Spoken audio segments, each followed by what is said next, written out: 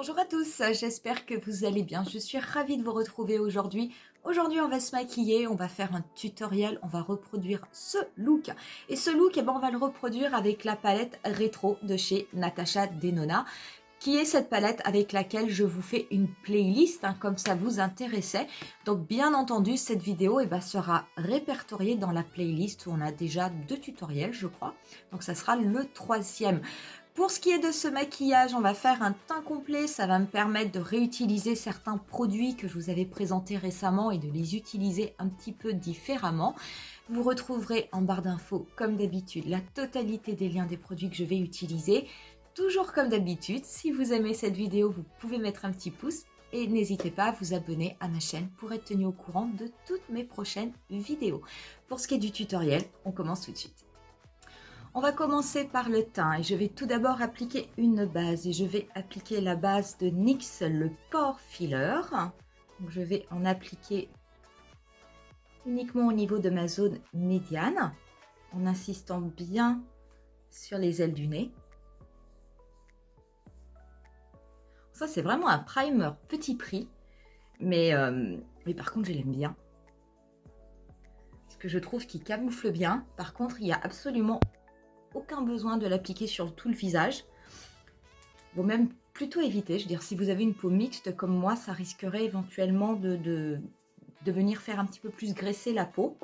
On va ensuite passer au fond de teint. Et le fond de teint, aujourd'hui, je vais utiliser le Teint Idôle Ultra Wear All Over Concealer que je vous ai présenté très récemment pendant mon haul et que vous me voyez utiliser régulièrement depuis. Comme c'est un anti-cerne qui est 2 en 1, qui fait également fond de teint, écoutez, aujourd'hui, on va l'appliquer comme ça. On va l'appliquer et en fond de teint et en anti-cerne. Comme ça, on va voir ce que cela donne. Alors, j'espère qu'il ne sera pas trop clair pour ma peau.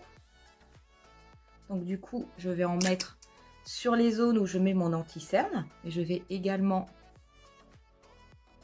en mettre sur le reste de mon visage. Alors, ce qui m'ennuie, c'est que je ne sais pas trop comment le doser. J'en mets un petit peu de partout. De toute façon, après, je vais venir l'étaler au pinceau. Alors, pareil, vous pouvez également le travailler au blender ou au doigt si vous préférez.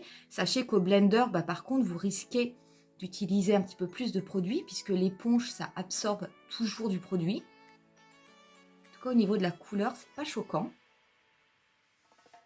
Alors, moi, je vais me servir de mon pinceau 06 de chez Sephora pour le travailler. Je viendrai peut-être prendre un pinceau un petit peu plus précis pour la partie, on va dire, anti-cerne, pour mon dessous d'œil.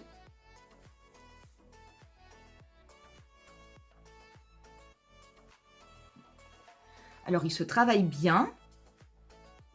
J'aime bien le rendu qu'il fait sur la peau. Donc, honnêtement, comme il est sur une couvrance moyenne à haute, qui se construit, là, j'ai quand même pas mis énormément de produits.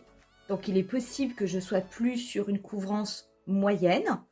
Néanmoins, comme il a quand même un vrai effet liftant, camouflant, je ne suis pas sûre que ce soit très gênant de ne pas avoir une haute couvrance. En tout cas, au niveau de la peau, quand on regarde au niveau du cou, c'est vrai que ça n'est pas une teinte qui apparaît comme trop claire.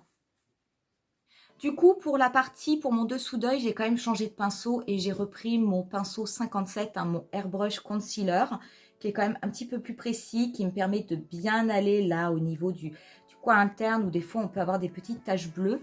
Je trouve que c'est quand même plus simple de le travailler avec un plus petit pinceau qu'avec un gros pinceau pour le fond de teint.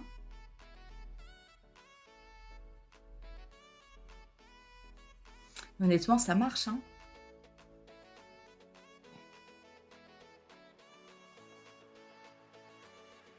Alors, c'est très joli. Alors, ce qui est étonnant, c'est qu'on a l'impression qu'on n'a absolument pas de produit sur le visage. Ça fait pas du tout d'effet matière. Je regarde, moi, mon miroir, il est ici. Ça me fait pas du tout d'effet matière. Le dessous d'œil, il est toujours nickel. Vraiment, plus je l'utilise, plus je pense que c'est vraiment un anti-cerne qui est idéal pour les peaux matures. Bien entendu, si vous n'avez pas une peau mature, ça ira également sur votre peau. Mais quand on a une peau mature, on cherche en général plutôt des anti-cernes qui camouflent les petites rides et qui n'accentuent pas justement ce côté ridé. Et là, vraiment, avec cet anti-cerne, c'est incroyable. Et en plus, vous avez cette impression d'avoir le regard qui est lifté, d'avoir un dessous d'œil qui a été repassé. C'est vraiment très, très étonnant. Le résultat est très, très beau.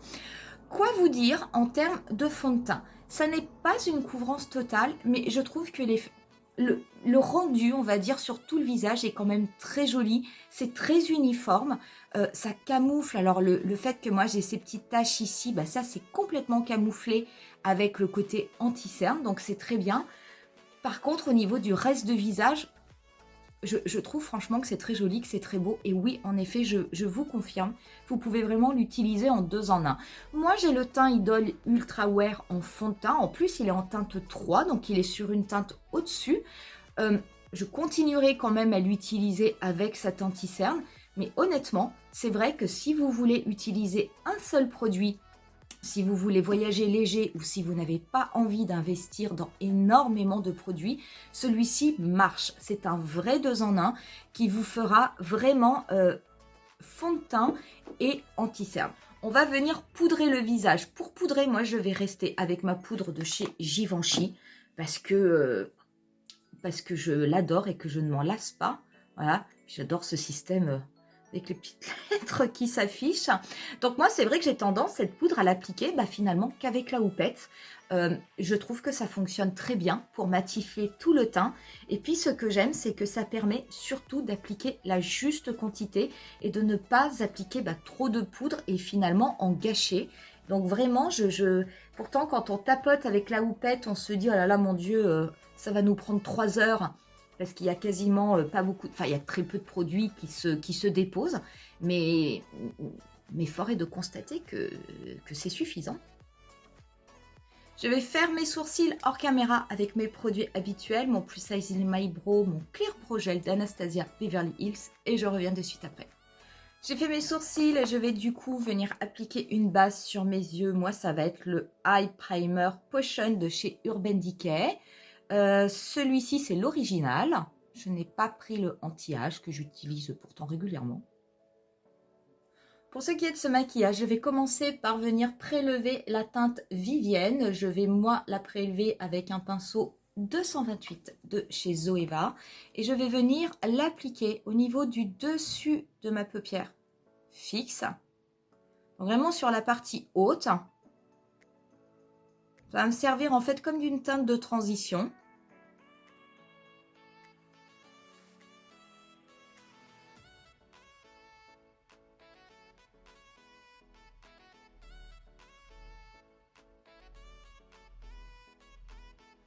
Je vais venir prendre ensuite avec un petit pinceau la teinte juste à côté, qui va être la teinte Mode, qui est vraiment un rose très très très pâle mais mat. Et je vais venir l'appliquer juste au niveau du dessous de mon sourcil. Je vais ensuite me servir d'un pinceau relativement fin. Donc moi, ça va être un pinceau 221 de chez Zoeva. Et je vais venir prélever la teinte Rébellion, qui est cette teinte mat assez foncée, hein, un peu prune, bordeaux. Et je vais venir l'appliquer au niveau de mon pli paupière, mais uniquement sur le tiers interne de mon œil. Donc c'est pour ça que j'ai pris un pinceau un petit peu précis.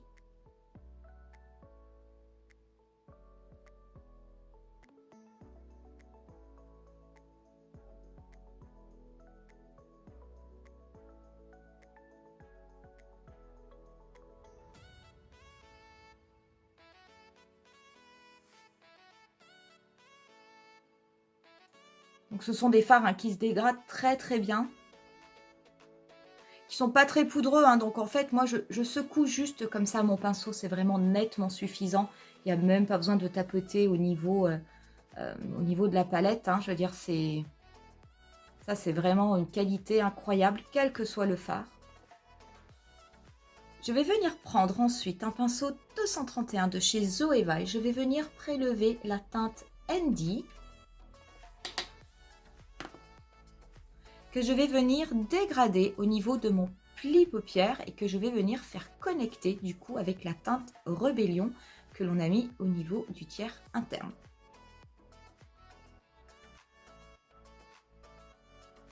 Alors attention, je ne vais pas recouvrir la teinte Rébellion avec la teinte Andy. Je vais vraiment, c'est vraiment juste pour la faire connecter.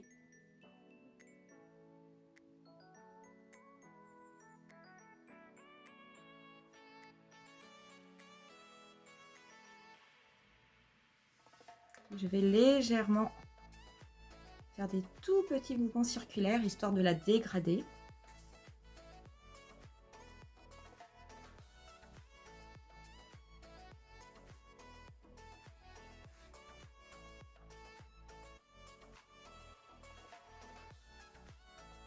Je vais re-intensifier un petit peu la zone où j'ai mis la teinte Rébellion.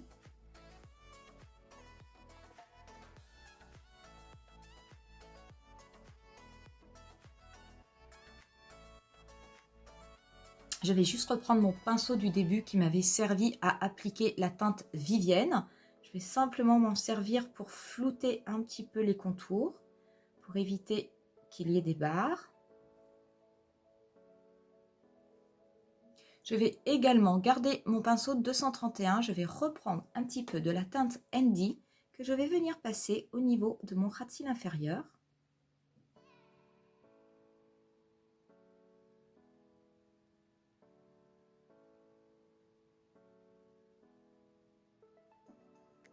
Je vais ensuite prendre un pinceau 234 de chez Zoeva, qui est un pinceau ombreur.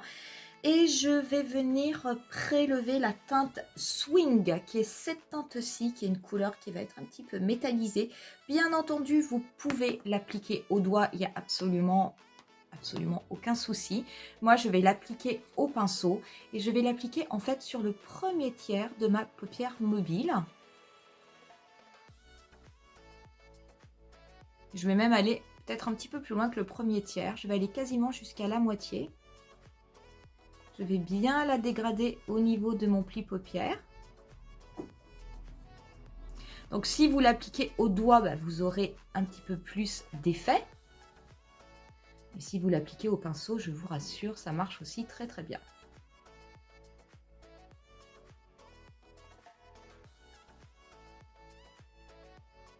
Je vais prendre ensuite un MAC 217. Je ne vais pas retourner mon pinceau 234 parce que même de l'autre côté, il n'est pas très très propre. Et je vais venir prélever la teinte Jude, qui est cette teinte-ci. Pareil que vous pouvez appliquer au doigt aussi. D'ailleurs, peut-être que pour commencer, je vais l'appliquer au doigt. Et on va l'appliquer sur le reste de la paupière mobile. Ah ouais, ce sera vraiment très joli. Finir au pinceau, ça sera quand même plus simple. Donc je vais l'appliquer. Alors ne vous occupez pas trop en fait de la jonction entre les deux teintes au niveau de votre paupière mobile. Parce qu'on va venir mettre autre chose qui va nous permettre de faire le dégradé complètement naturellement. Et cette teinte Jude, je l'applique du coup sur le reste de ma paupière mobile et je vais légèrement la dégrader. Donc je vais la dégrader au niveau de mon pli paupière. Et du coup, je vais la fondre avec la teinte Andy que l'on avait mis juste au-dessus du pli paupière. J'ai quelques petites chutes, donc faites attention. Si jamais vous faites votre teint avant, poudrez-le bien.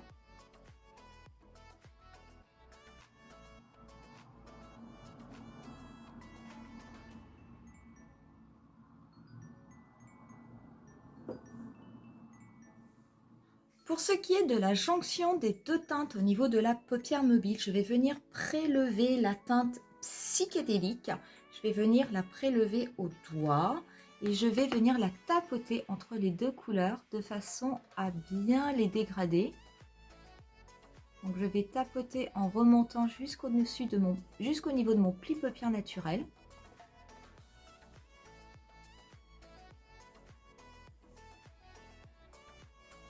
Et éventuellement, je reprends le pinceau qui m'avait aidé à appliquer Swing.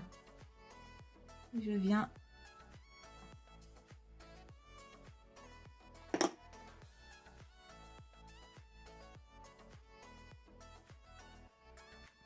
finir, je vais venir prendre un petit pinceau 230 de chez Zoeva et je vais venir prélever la teinte Helio que je vais venir appliquer au niveau du coin interne de mon œil.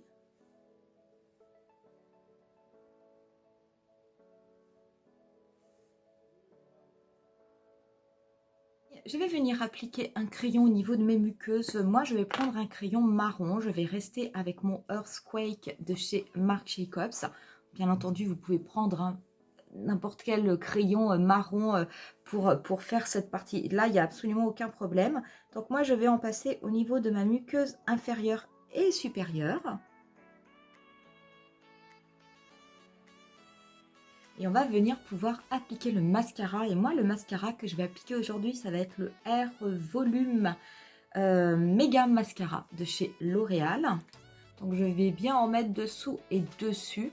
Surtout que j'ai travaillé des fards irisés au doigt. Donc, en général, il y a toujours des petites chutes sur les cils.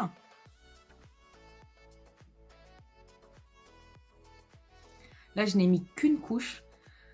Oh, je le trouve vraiment, vraiment super. Si vous cherchez un mascara, mais vraiment petit prix, je vous l'avais présenté d'ailleurs dans ma revue des top 5 mascaras petit prix, qui fasse du volume, qui coûte vraiment pas cher. Si vous voulez le mettre de côté dans votre wishlist en attendant le Black Friday, mais vraiment, là, vous pouvez y aller les yeux fermés. Voilà, j'ai appliqué 2 couches de mascara. Moi, j'adore. On va venir finir le teint quand même et je vais me servir de mon pinceau 03 de chez NYX et de la palette Bronze and Glow de chez Natasha Denona. Je vais venir prélever ce bronzer mat. Peut-être que je viendrai mettre après celui qui est un petit peu irisé. C'est vrai que je ne l'utilise pas souvent. Pourtant, il est plutôt pas mal.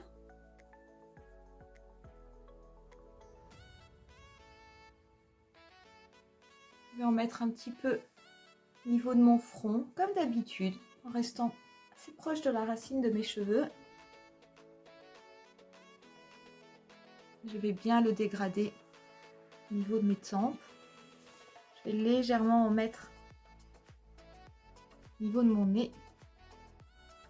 Je vais du coup venir appliquer un petit peu du bronzer blush. Je pense que ça peut faire les deux. Celui-ci est pailleté. Je vais juste venir le déposer en tapotant au-dessus de mon bronzer, mais en direction de ma tempe. Il viendra se mélanger tout à l'heure avec mon blush. Et juste pour apporter un petit peu plus d'effet glowy sur cette zone du visage. Donc je l'applique simplement en le tapotant, mais je ne l'étire pas du tout. Et on va pouvoir passer au blush. Et le blush, du coup, je vais rester chez Natasha Denona. Et je vais appliquer le Bloom Highlighting Blush. Donc je vais en prendre très très peu.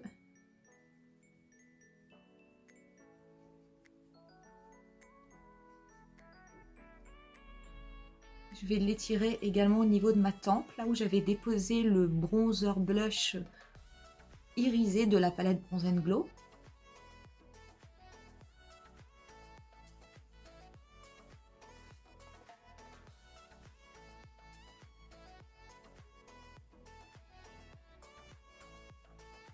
Je vais mettre quand même un petit peu d'highlighter. Donc je vais me servir pareil de ma palette Bronze and Glow. Je vais prendre mon pinceau éventail. Et juste en déposer un petit peu au niveau du coin externe de mon œil. Je vais en mettre un petit peu au niveau de l'arête de mon nez. C'est vraiment, j'adore ça. Disons que comme je peux pas mettre d'highlighter de partout sur le visage, j'en mets là où je peux.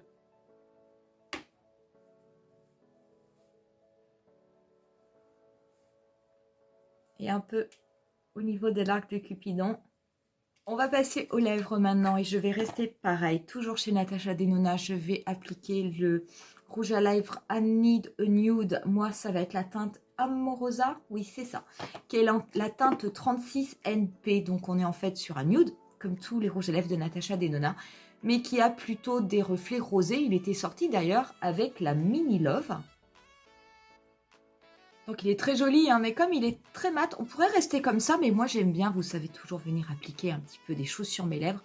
Je vais reprendre un petit peu de la teinte psychédélique, qui est celle-ci que j'avais mis au niveau du centre de ma paupière mobile. Je vais simplement venir la tapoter au niveau du creux de mes lèvres. Moi, je préfère. On va mettre un petit peu de spray fixateur. Je vais me servir du Mist and Fix de chez Make Up For Ever. Et on en aura terminé avec ce look. Alors quoi vous dire? Ben, ça fera un look de plus que l'on pourra mettre au niveau de la playlist de la palette rétro de chez Natasha Denona. Je l'aime bien cette palette, je veux dire, il y a vraiment des teintes qui sont ultra sympas. Très très belle à travailler. J'aime beaucoup la teinte Swing. Le petit bémol que je mettrais sur cette teinte, c'est par contre, je m'attendais à ce que ce soit beaucoup plus scintillant, beaucoup plus irisé au niveau de l'œil. Pas trop, je veux dire, c'est un peu comme si c'était en fait métallisé. C'est pas tellement ou satiné. Vous voyez, ça fait comme ça. Oui, c'est plutôt un satiné, hein, donc c'est pas du tout un irisé. Donc c'est pour ça qu'au niveau de l'œil, c'est vrai que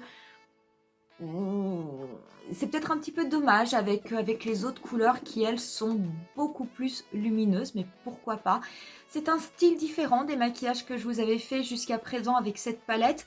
C'est le but de la playlist, hein, d'essayer de vous montrer au maximum différents styles, différents types de maquillage pour que, bah, qui sait, peut-être que vous en trouverez un qui vous plaira et que ça vous donnera envie de le refaire. Quoi qu'il en soit, les possibilités avec cette palette, elles sont vraiment infini. C'est une palette qui fonctionne très très bien avec la saison. C'est vrai que ces teintes un petit peu vieux rose, moi j'aime beaucoup. Bon, c'est peut-être plus naturel pour moi de les porter, mais pourquoi pas. On va en rester là pour cette vidéo. J'espère que ce tutoriel et j'espère que ce nouveau maquillage sur la rétro palette vous aura plu. Je vais vous laisser moi avec quelques photos du look final, comme d'habitude, et je vous dis rendez-vous à très très bientôt pour une nouvelle vidéo. Bye!